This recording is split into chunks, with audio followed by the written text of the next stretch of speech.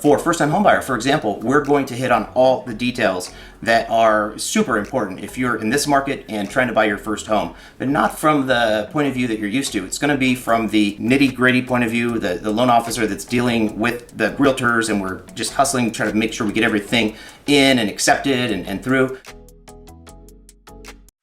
Looking at homes before you're even approved? What are you, crazy? This is all about pre-qual versus pre-approval. Yes, it's true, there are people out there looking at homes without being completely pre-approved. If you're one of these people, it's okay, don't worry. But in the market such as the one that we're in right now, you need to be a little further along in the process. Your income, assets, everything should already be reviewed, signed off on. You should almost feel like you're buying the home with cash. You're basically already gone through the whole approval process. In this market, make sure more than any other time that you are trusting in your lender. Make sure your lender is maybe local, maybe reputable, and following their lead. They'll tell you to get a pre-approval. They want you to, because it helps them, it helps the realtor. So make sure you're getting a full pre-approval. If you can, ask for an underwritten pre-approval. We offer the fully underwritten pre-approvals for our clients. It's peace of mind for us, it's peace of mind for our clients. And when their offer is up against other offers, it gives them the advantage. And we need that to get the offer accepted. Oh, guess what? I saw online an interest rate of 1.99%. What? Guess what? Now is not the time to be shopping online for the lowest interest rate if you're trying to buy a home. Really, it's not. Rates are on the move, and the internet shopping of interest rates is not a good move. You need a reputable, well-known, experienced loan officer, lending partner, and realtor in order to be able to purchase in this market. Your real estate agent will probably refer you to the right lender, someone that they trust, someone that they know can get the offer accepted and help you move along and close on time.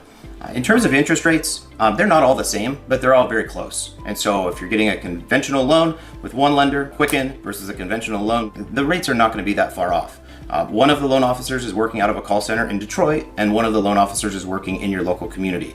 And when it comes down to it on a weekend, when you need to talk to your lender and you need to make sure that your deal is going to close on time so that you can get your keys and move in, you want that lender to answer the phone, and you want them to be local and accountable. So picking the right lender is super important when you're getting ready to buy your first home. When you're buying a home, the two most important factors to look at are monthly payment, that's total monthly payment, and then it's total cash to close. I did not say down payment. Yes, down payment's a factor, but it's not the most important thing. I hear that on the weekends when I'm working at the developments. We're always calculating down payment, but we're not calculating the total cash to close. And so this is important because when you're looking at a home, you need to know what your monthly payment is for your budget on that particular home. So the principal, interest, tax, insurance, and anything else, what that payment's going to be for the home, and then what your total cash to close is going to be. It's not the down payment, it's the down payment plus closing costs plus prepaids. That in total is your total cash to close. Total monthly payment, total cash to close. These two numbers are going to help you lock in the purchase price. So if you're out there shopping for a home just off of purchase price, that's kind of backwards. You need to make sure you've locked in your pre-approval based off of the payment and your total cash to close, that you have enough to cover and more, and that gives you the purchase price range that you're shopping in. Cash is king. No, I don't mean you have to buy with cash. You can finance the purchase of your home, but you better have your liquid funds available, ready to go, and showing all nice and pretty in the bank account, right, on the statement. Reason I say this is when you submit your offer and your pre-approval letter, you're also going to provide proof of funds. Proof of funds is something that the seller and listing agent, they're going to look at that, and they're going to want to see where your cash to close is coming from, right? And they don't want to see $2,000 at Bank of America, $4,000 at Chase, $6,000 at Allied, and then the rest in a 401k and E-Trade and Robinhood. They don't want to see that. They just don't. If they have an option of selecting that offer with all of that going on and another similar offer with just all of the funds available in the Bank of America checking account, it's going to be smoother over here. So cash is king. Doesn't mean you have to buy a home with cash, but have your assets liquid and available before you go shopping for the home. It's tough for us as a lender when we get kind of a last minute pre-qualification and the buyer hasn't moved their funds to the liquid source. So preparing in advance, getting those funds over is going to give you the advantage that you need to get your offer accepted in this market. You can buy a home with 0 down payment. Is this true? It is true. There's down payment assistance programs that are available for first-time home buyers. There's also the VA loan that offers a zero down payment. We have to consider the fact that listing agents and sellers have multiple offers that they're reviewing. Many of the other offers, or maybe if there's even one other offer, that buyer has a better deal, a better offer, a stronger proof of funds. It's hard to say. Here's what you got to do. When you're buying with down payment assistance, it matters more than ever the realtor that you're working with and the lender that you're working with.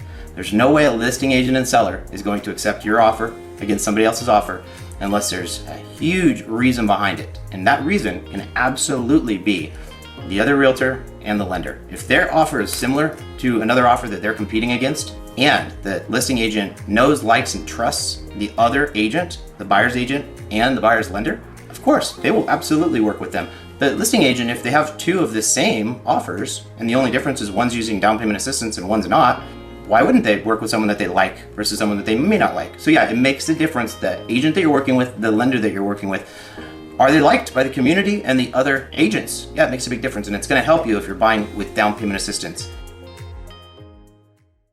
But what if my home doesn't appraise for the purchase price? Then what? Guess what? This is very common these days because the next home that sells in that particular community is probably the highest priced home that's ever sold in that community. It's just what's happening right now with supply and demand. And so with that said, this is one of the reasons your offer might not be getting accepted if you've been out there trying to buy a home. The listing agent and seller are not just looking for a strong offer. They're also looking at what happens if the appraisal is lower than the purchase price. Does the buyer have available funds to cover that difference? Used to be back in the day that would never happen. If the appraisal came in lower, they would renegotiate. The seller's agent doesn't want to be in that position halfway through escrow when the appraisal comes back, where they're saying, oh boy, we should renegotiate now, right? They don't want to deal with that. The seller doesn't want to deal with that. It's a seller's market. So what they're doing is basically saying, come to the table with a good, strong offer. And if the appraisal is going to come in a little bit lower, we expect that, and you better have the extra money to bring in the difference.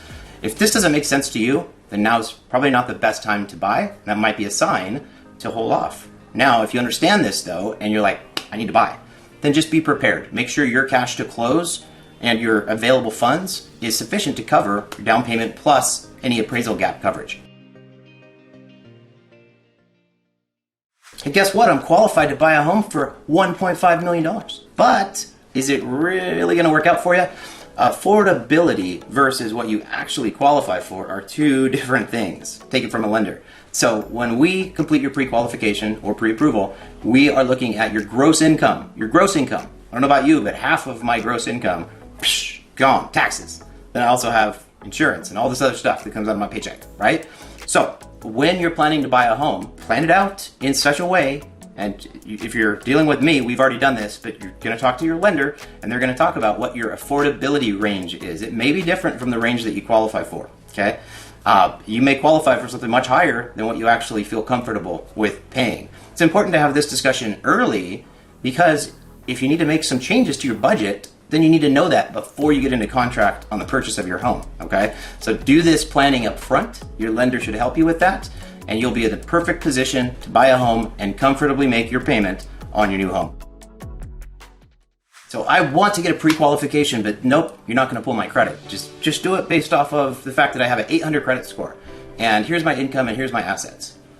Guys, if you're looking to buy a home, you're trying to get prepared to purchase a home, your credit, it has to be pulled. It all has to come together. Not only that, it's so much further than that. We need to be on the opposite end of the spectrum, not hesitant towards pulling credit, but more, hey, anything that I can give you to make sure that my loan is fully approved, that's going to give you the confidence to write a solid offer and know that you're going to be able to buy that home. If your lender doesn't know what's on your credit report, that's a problem, okay? And so credit needs to be pulled. Make sure you're dealing with a lender that your realtor is comfortable working with, someone that was referred to you, someone that's maybe local and well-known.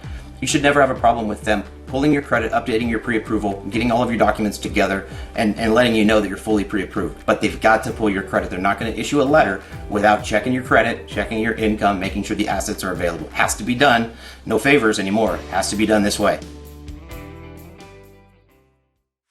Wait, you're telling me I have great credit, solid income, and plenty of funds in the bank, and I have to pay this funding fee, this mortgage insurance thing up front, this expensive financed mortgage insurance thing? What I'm talking about here is FHA loan. FHA loan has financed mortgage insurance up front in the loan. And then you also pay mortgage insurance with your monthly payment. You're going to find that a loan with less than 10% down, less than 20% down actually, is going to have mortgage insurance. And so differences in types of loans are going to have differences in the mortgage insurance. I like to think of FHA loan, which is a government loan, as a one-size-fits-all type of a loan program. It's really good for anyone to buy their first home. It's not great, but it's good for anyone to buy their first home with an FHA loan. It's not a loan that you can have forever or that you would want to have forever because the mortgage insurance stays on there.